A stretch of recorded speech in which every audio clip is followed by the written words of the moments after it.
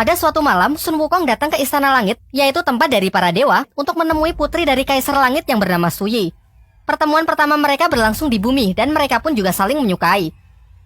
Namun sayangnya aksi Wukong diketahui oleh pasukan langit yang menganggap tindakannya ini melanggar aturan karena telah menerobos tanpa izin. Dalam sekejap ia pun langsung dikepung oleh 100.000 pasukan langit. Su Yi yang menyaksikan hal itu juga tidak bisa berbuat apa-apa, karena sebenarnya ia juga bersalah sudah menjalin hubungan dengan orang luar. Ditunjukkanlah kekuatan Sun Wukong yang sangat luar biasa. Bahkan tim elit yang bernama 8 Jinggang sudah menyatukan seluruh kekuatannya dengan mudah bisa Wukong kalahkan.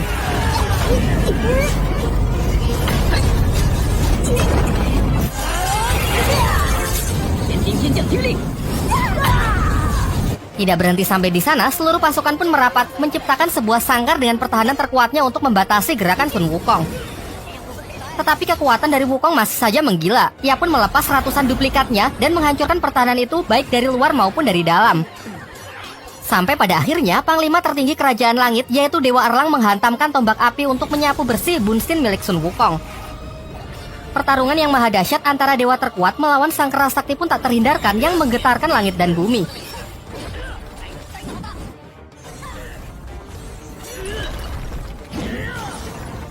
Duel udara yang nampaknya seimbang memaksa Sun Wukong menunjukkan wujud aslinya, yaitu seekor kera raksasa yang langsung menghantam Dewa Erlang terhempas ke darat.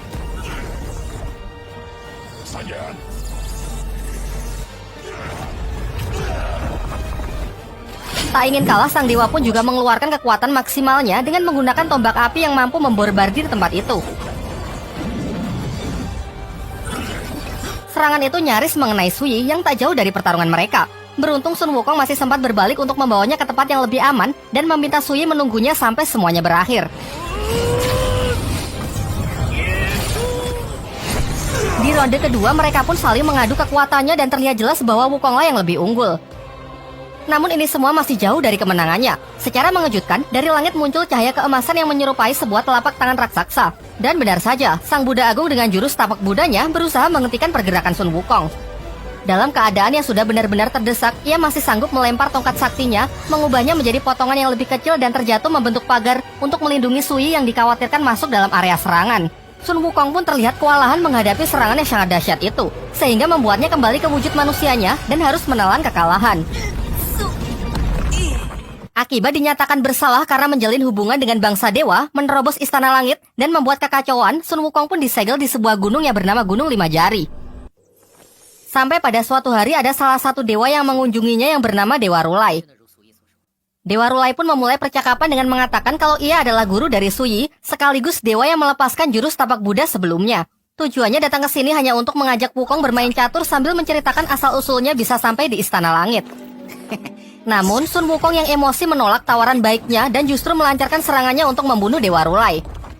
Dengan perbedaan kekuatan yang sangat signifikan, Dewa Rulai dengan santai bisa mengelak dari semua serangan yang Wukong lancarkan, bahkan usahanya itu berlangsung selama berhari-hari tanpa bisa menyentuhnya sedikit pun. Sampai akhirnya Wukong pun memutuskan untuk menyerah, duduk tenang untuk bermain catur serta bersedia menceritakan masa lalunya. Jauh sebelum ia mengacaukan istana langit, ia adalah seekor siluman kera yang menjadi raja dari bangsa kera di sebuah tempat di bumi yang bernama Gunung Huakwo. Sampai pada suatu hari, Su Yi turun dari istana langit untuk pertama kalinya dan menjadi awal pertemuan mereka. Su Yi turun ke bumi hanya untuk jalan-jalan dan menemukan sebuah sungai yang tak pernah ia lihat di kerajaan langit sebelumnya. Lantas ia pun langsung masuk ke dalam air untuk bersenang-senang. Akan tetapi secara tak sengaja, telapak kakinya menyandung sebuah batu sehingga membuatnya terluka dan mengeluarkan darah. Ternyata bau dari darah segarnya memancing seekor piranha raksasa penghuni sungai itu untuk memangsanya. Dan ketika ia nyaris tenggelam, beruntung Sun Wukong bergegas datang dan berhasil mengeluarkannya dari air dengan selamat. Singkat cerita, mereka pun saling berkenalan. Su Yi mengatakan bahwa ia berasal dari istana langit dan ini menjadi kali pertamanya turun ke bumi. Sedangkan Sun Wukong juga menjelaskan kalau ini adalah Gunung Huakwo, tempat kediamannya. Sebagai tanda terima kasihnya karena sudah diselamatkan, Su Yi pun mengumpulkan bunga-bunga indah di tempat itu untuk diberikan kepada Wukong. Tetapi dengan polosnya Wukong malah memakannya. Namun tak lama setelah itu, pasukan langit yang dipimpin oleh salah satu Jinggang datang untuk mencari Su Yi yang ternyata pergi secara diam-diam. Wukong yang tak terima Su Yi disalahkan, mengatakan kalau kebebasan adalah hak dari setiap makhluk hidup. Mendengar hal itu, Jinggang pun memerintahkan pasukannya untuk menyerang Wukong yang dianggap makhluk liar yang tak tahu aturan langit. Sayangnya tak semudah itu karena ternyata Wukong dapat menghajar para dewa itu dengan sangat mudah.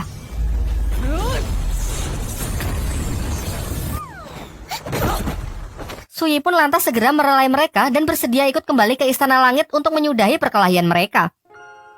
Kini di hadapan Dewa Rulai, Wukong pun mengaku bahwa membiarkan Suyi pergi pada waktu itu adalah penyesalan terbesarnya.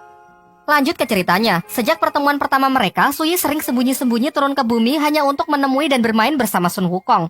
Banyak waktu mereka habiskan bersama untuk berkeliling menikmati pemandangan di Gunung Huakwo. Wukong juga mengajak Suyi masuk ke dalam sebuah gua yang merupakan tempat terindah di sana. Ia menceritakan sewaktu kecil ia sering sekali bermain di tempat ini. Wukong pun menyarankan agar Suyi tinggal di sini saja bersamanya untuk selamanya. Namun Suyi menjelaskan bahwa ia dilahirkan di Istana Langit. Ia tidak punya pilihan karena sudah menjadi takdirnya untuk tetap tinggal di sana. Suyi juga mengatakan kalau ia sangat menghormati ayahnya yang mengemban tugas mulia untuk menjaga cahaya kehidupan di dunia. Ia berharap suatu hari nanti Sun Wukong juga bisa menjadi dewa yang hebat untuk turun menjaga keadilan dan menegakkan kebenaran. Terakhir Suyi memberikan bulu ekor pertama yang jatuh dari Langpao, hewan suci peliharaannya yang merupakan lambang dari perdamaian.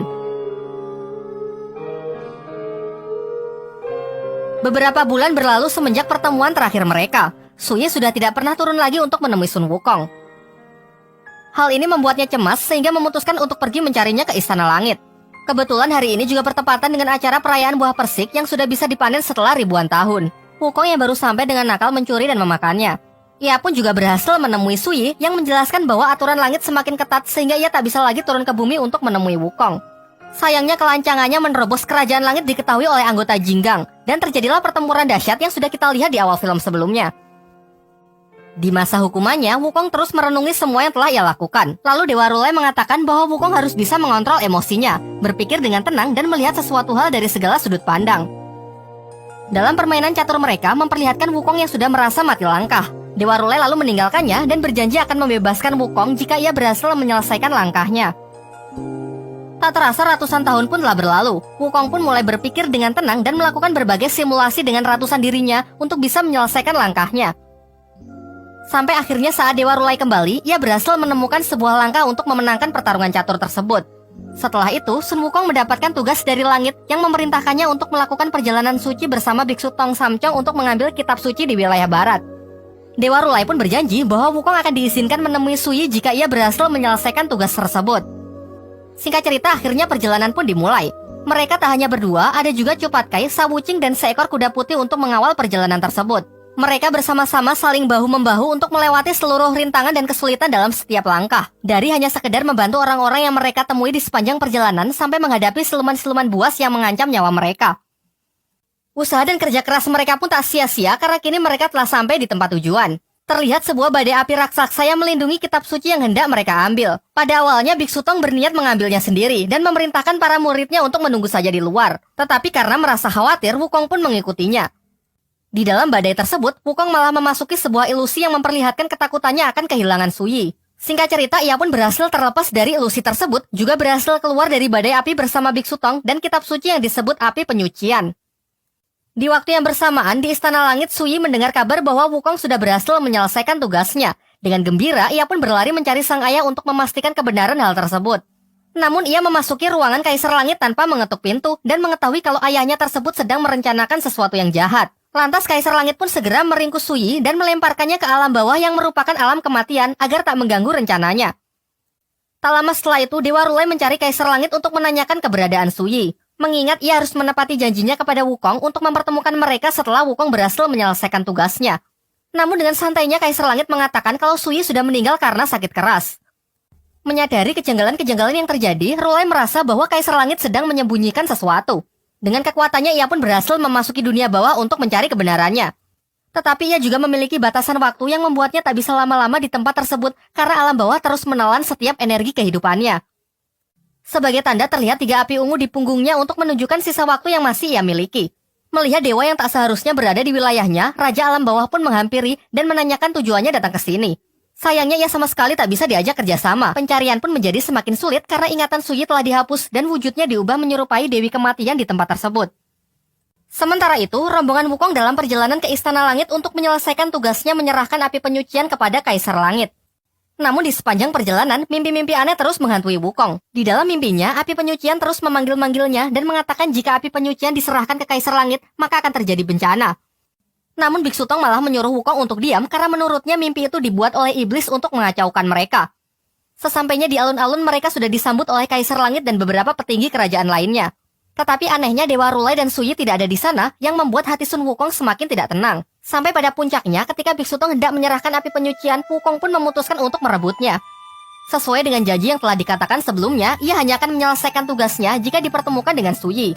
Akan tetapi Kaisar Langit malah mengatakan bahwa Wukong sama sekali tidak memiliki kapasitas untuk bisa bernegosiasi. Ia justru memerintahkan orang-orangnya untuk merebut api penyucian itu dari tangan Wukong secara paksa. Setelah yakin kalau ada sesuatu yang tidak beres, Wukong pun menyimpan api penyucian tersebut ke dalam dirinya. Hal ini jelas membuat Kaisar Langit sangat murka. Ia lantas memberikan perintah kepada Dewa Erlang untuk segera meringkus siluman tersebut. Pertarungan pun tak terhindarkan. Mereka pun saling mengadu senjatanya yang memperlihatkan kekuatan mereka yang seimbang.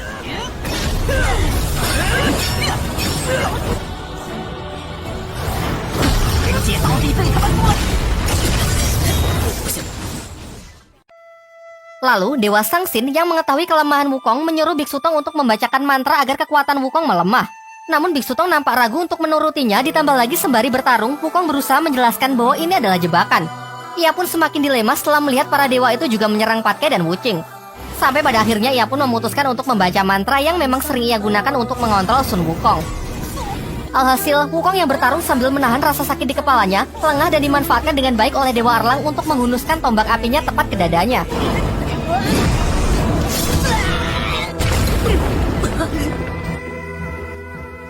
Hal ini membuat Sun Wukong terbunuh, meninggalkan api penyucian yang sudah terlepas dari tubuhnya. Terlihat dari kejauhan, tragedi ini juga disaksikan oleh Dewa Rulai yang sama sekali tidak bisa membantu karena terikat dengan aturan langit. Meskipun jasadnya sudah mati, jiwa Sun Wukong yang dirasa masih sangat kuat disegel jauh di dalam samudera.